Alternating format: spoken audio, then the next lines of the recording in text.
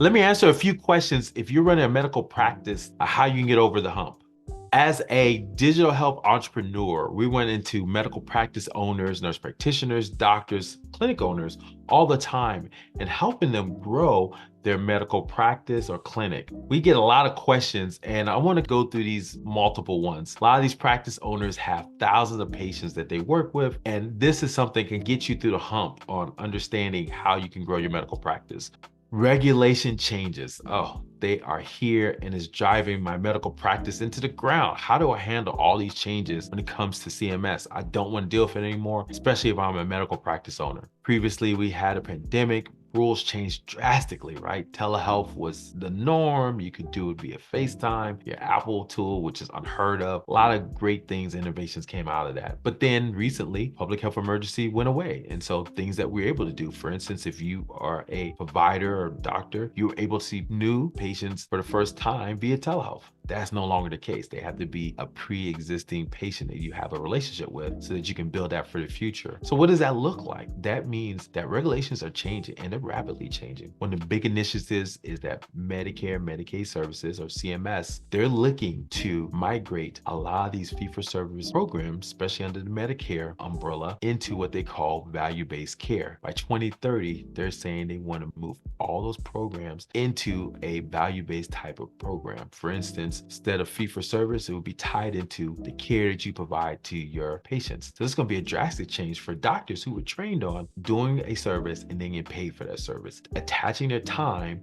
to what they do. Whereas now your payment will no longer be attached to what you do, but will be tied into the outcomes you provide, which is unheard of as a doctor. So that means if your patients are getting better, you'll get more and more money. They stay out of the emergency department or ED, you get more reimbursement. If they're getting healthier, you get more reimbursement. This is a new concept that they've been kicking around since before Obamacare. But since that took off in 2010s, this is something for the foreseeable future where healthcare is going, because the cost savings, CMS has done the math, the cost savings is there for it. So what does this mean as a independent medical practice owner, clinic owner? You have to understand regulations will change and you have to adapt to it. First, you need to understand what are your skill sets to kind of match that. If this is something that excites you because you want to do more for your patients, then get in there and really understand these rules around value-based care programs that can help your practice grow. So understand that. If you like the traditional way, then understand who you can bring on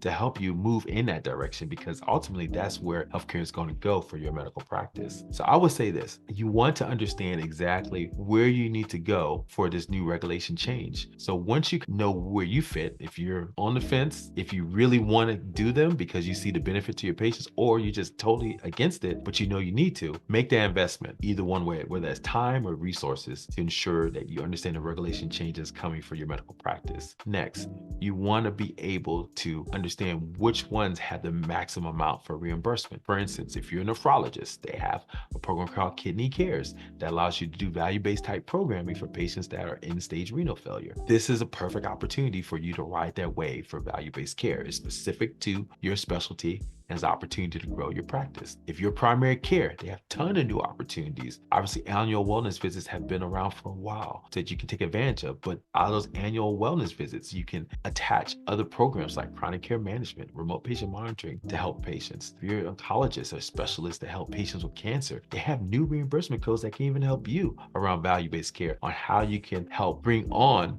navigators to help patients navigate the complex system of having cancer. There's so many different programs. We won't get into all of them today, but go check out some of my other videos where I talk about different type of reimbursement programs. But you want to make sure you're aware of ones that really specifically speak to you, your specialty, and really how you want to offer. So now that you understand the trends, next is you need to execute. Again, this is about understanding them and then executing on how you can get the most value from them. And then making investments, whether that's people to run that, understanding the training that you need, and then finally executing, make sure you put the workflows in place or the standard operating operating procedures to follow the path down to build out these great organizations that will follow this value-based care program. So when these regulations change, you should not run and hide under a rock. You spend a lot of time understanding diagnoses. A good analogy, if you're a doctor, a nurse practitioner, there's tons of new data that comes along to help you treat patients better. Now, if that new data comes, you don't ignore it. Look at it first and evaluate, does this make sense for my patients? Likewise, there's new data coming on how you can run your medical practice. Now, you can run from it or you can understand it and figure out how you can implement it at scale. It's not unlike what you do with patients. The mind shift is really thinking of your medical business as if it was a human body. It's a system, it's something that can be improved, and it's new knowledge coming in so you can do it better. So let folks help you get to that next level with your medical practice, just like you always go to symposiums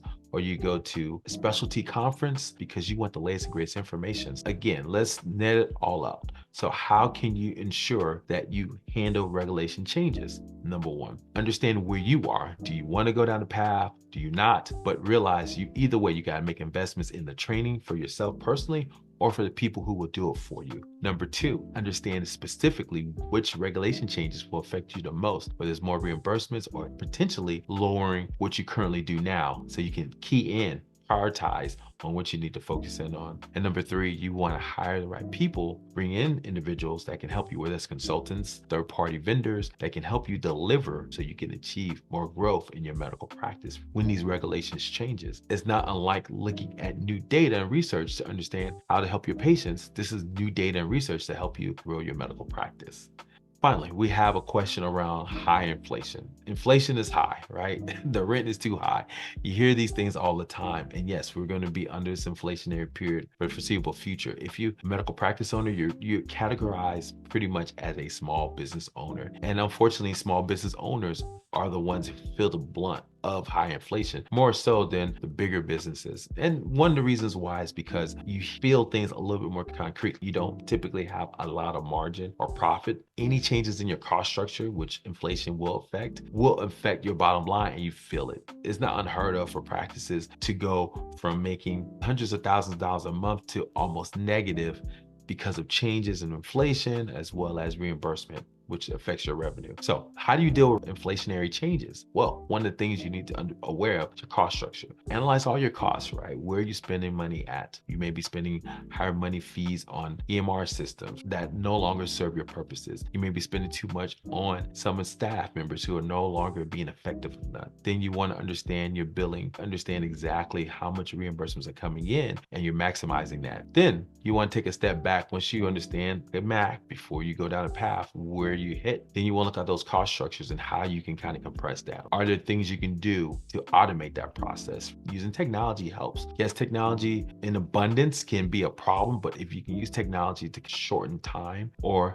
automate things, then that saves you money. So you can help your staff do more billing effectively. If you can help your staff reach out to more patients effectively, you can do things like automatic scheduling. That will help you ensure you get more revenue, but also have your staff provide more productivity. And more productivity means that each staff member gives you more benefit when you have them on staff.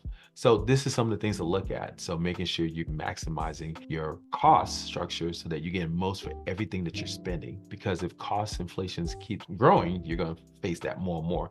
It's almost like the frog that's in a boiling hot water. And you turn the heater up slowly, they feel nothing, right? They're just sitting there. Over time, it heats up, and all of a sudden it's being boiled alive because it didn't realize the heat was constantly rising. Likewise, your business is probably the same way. These are probably costs that you didn't feel for like the last year, but now the water is boiling and you feel like you're being boiled alive. So you want to immediately figure out what the cost leakage is at and solve that. Then you want to be able to get people to come in to help you, guide you in that path. Those are some of the things that you can do to prevent inflationary costs and getting you down so that you continue to grow your medical practice for this new year.